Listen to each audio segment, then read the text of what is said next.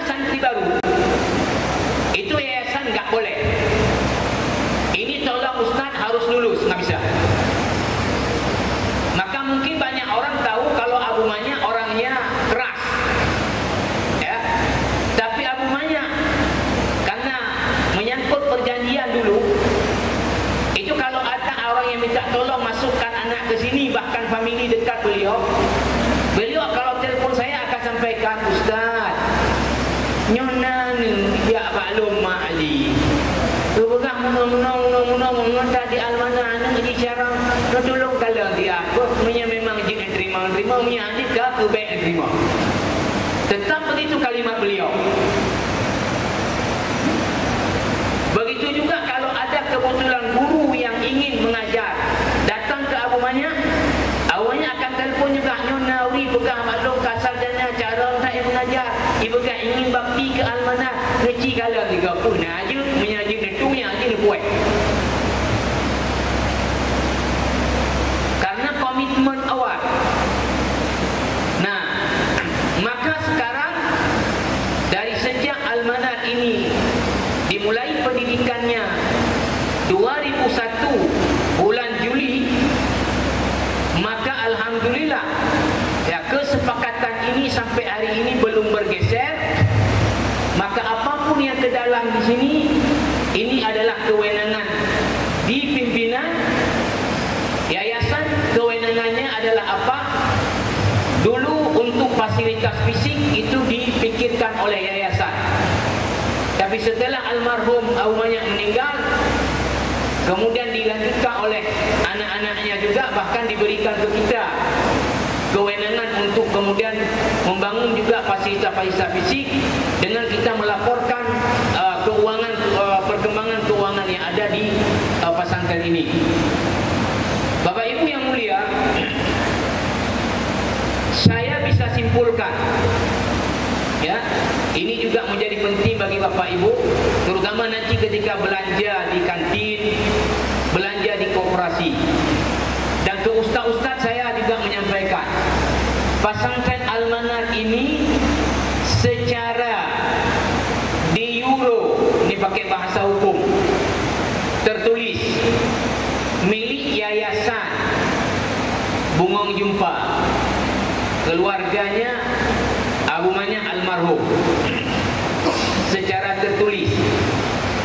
Tapi secara de facto, kenyataan di lapangan, Al-Manar ini milik Allah. Al-Manar ini milik siapa? Milik Allah. Kenapa Ustaz mengatakan demikian?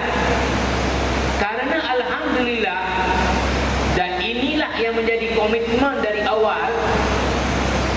Dari tahun 2001, sudah 20 tahun, saya tahu persis yayasan Bungong Jumpa Abu Manya dan keluarga tidak pernah mengambil satu sen pun dari uang Al-Manar ini untuk kepentingan mereka.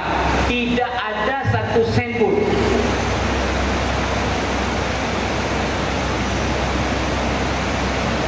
Oh, mereka membantu ada.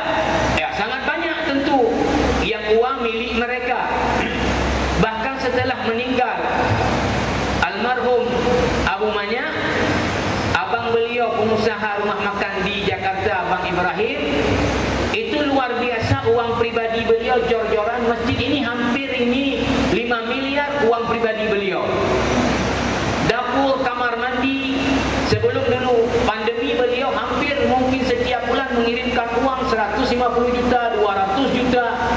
Itu uang pribadi. Jadi kalau mereka menyumbang, baik tanah tadi maupun uang mereka banyak.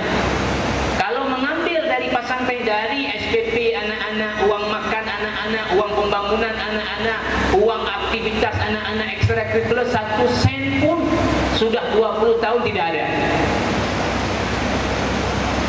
Nah, berikut juga Bapak Ibu yang mulia, saya sebutkan karena Allah, milik Allah.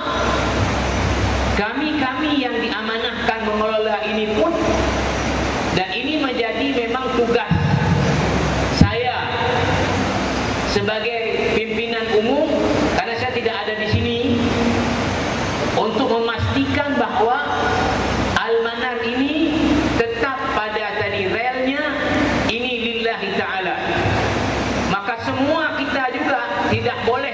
siapapun yang memanfaatkan almanar ini untuk kepentingan pribadinya. Tidak boleh. Bahawa ustaz-ustaz ini ada bahasa kita jerih payahnya, ada bahasa Arabnya ihsaniyah, artinya penghormatan, ya, itu karena memang mereka menginfakkan waktunya, tenaganya, energinya, ilmunya untuk pesantren ini, maka menjadi juga kewajiban kita memikirkan kehidupannya. Tetapi itu Bapak Ibu yang mulia, bila dibandingkan dengan apa yang mereka sumbangkan, dengan apa yang mereka dapat, jauh sekali. Jauh sekali. Dan tentu dalam agama yang ibadah mahdah pun, dan salah satu rukun Islam zakat, salah satu senat yang berhak menerima walaupun kaya orangnya adalah wal-amilina 'alaiha, orang yang terlibat di dalam masalah zakat.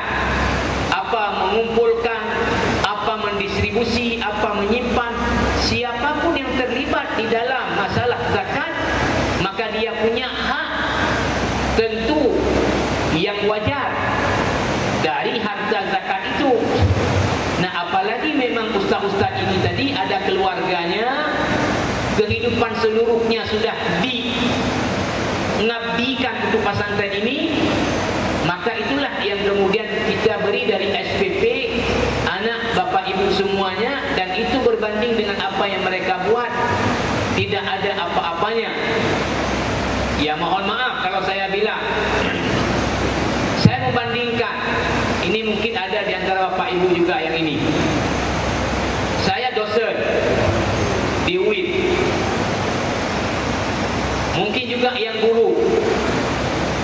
Saya kewajiban mengajar 12 SKS dalam satu semester. Kewajiban saya masuk kelas, memberi materi, selesai jam, keluar. Anak setelah keluar dia solat tak solat, bukan urusan saya. Anak sakit di rumah sakit, bukan urusan saya. Berkelahi dia, bukan urusan saya. Sabu-sabu, bukan urusan saya. Mencuri ditangkap, bukan urusan saya. Urusan saya ketika dia ada dalam kelas. Dalam satu minggu berapa? Cuma 3 hari, itu pun mengajar 2 jam, selesai. Ya, berapa? Saya sekarang menghitung, ya, mohon maaf. Gaji, sertifikasi, remon, itu 1 bulan bisa sampai 12 juta. Nah, sementara ustaz di sini 24 jam mengontrol anak, terutama yang pengasuhan, dengan macam bentuk karakter. Ada yang dapat tahu Bapak Ibu 150.000, 900.000, 1.200.000. Nah, maka ya saya sebut, ya, kita ini ingin membantu dari dorongan awal, karena rumahnya Allah beri kelebihan harta disumbangkan di jalan Allah. Kita punya ilmu dan pengalaman, kita juga ikut menyumbang di jalan Allah Subhanahu wa taala.